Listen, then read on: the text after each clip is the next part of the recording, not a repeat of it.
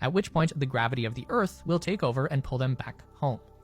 This is a highly efficient flight plan, and it's actually what saved the astronauts on board Apollo 13 after they suffered an explosion on board the spacecraft that damaged their oxygen supply and knocked out power to their service module.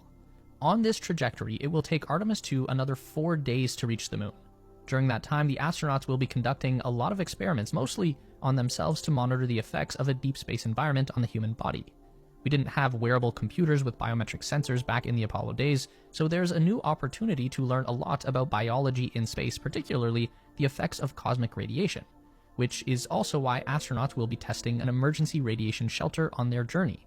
The spacecraft is already shielded against the background radiation of space, but there is always the risk of getting caught in a solar flare or coronal mass ejection, which is a random event when the sun kicks out a big chunk of its own radioactive atmosphere into space.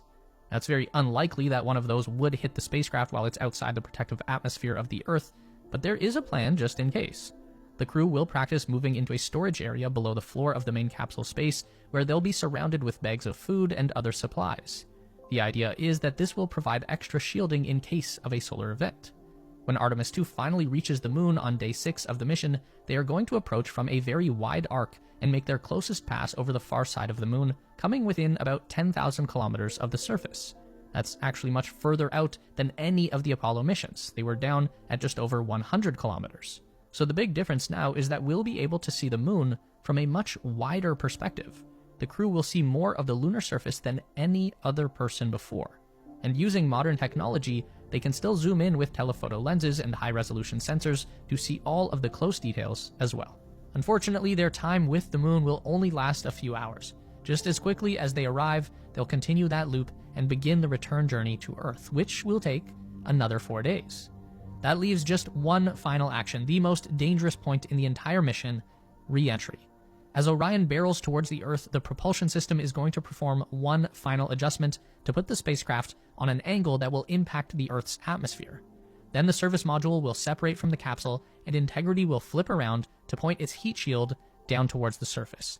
Now, we've gotten pretty familiar with seeing crews re-enter the atmosphere on space shuttle missions or in SpaceX Dragon capsules, but coming home from the moon is not in the same ballpark as returning from the ISS.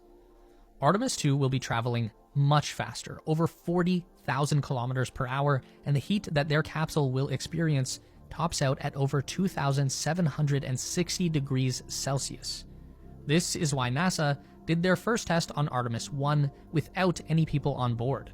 We've seen the Orion capsule survive this re-entry once before, and that gives us confidence that our crew will be safe when they return home from the moon.